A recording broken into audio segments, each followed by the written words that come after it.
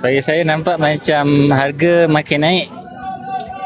Tapi dari kalau pembeli ni kalau dia sedap, ada yang okey tak kisah harga mahal, tapi kalau beli mahal tapi harga tak sedap tu, yang tu concern jugalah. Tapi kita tak tahu kan, sebab puasa tak boleh rasa dulu.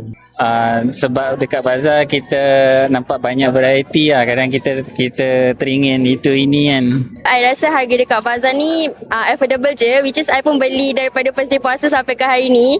So kalau macam personal opinion lah, kalau mahal tak adalah kita hari-hari datang dekat bazar ni kan. I rasa this year punya bazar lagi better daripada last year. Sebab last year kan basically semua makanan yang I try semuanya tak sedap, and compare to harga dia yang sangat mahal lah. Saya rasa bagi orang yang seperti saya yang bujang, benda ni dia adalah satu pilihan. Ia ada satu pilihan, so ia akan menjimatkan lah dari segi masa, dari segi masa dan juga keuangan lah. Dan juga pilihan itulah yang saya rasa bila kita membeli dekat bazar ni lebih banyak pilihan untuk orang-orang yang bujang seperti saya yang tak ada masa untuk memasak.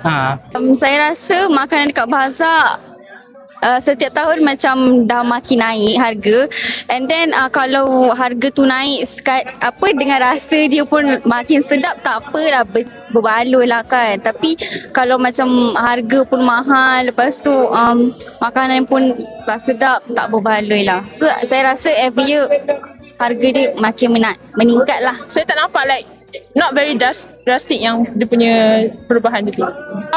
Hari-hari saya punya cita rasa berubah-ubah. Contohnya hari ni saya rasa saya nak kat bazar, so saya akan beli kat bazar. Saya rasa lebih mudah, so that orang ramai boleh mencuba dengan harga yang lebih murah. Lepas tu dapat menjimatkan masa compare tu nak cari parking dekat mall semua tu. Kebanyakannya ada yang berubah sikit, ada yang dah naik harga lah. Tapi kalau untuk sesetengah makanan saya masih jumpa booth yang sama, harga masih sama lah.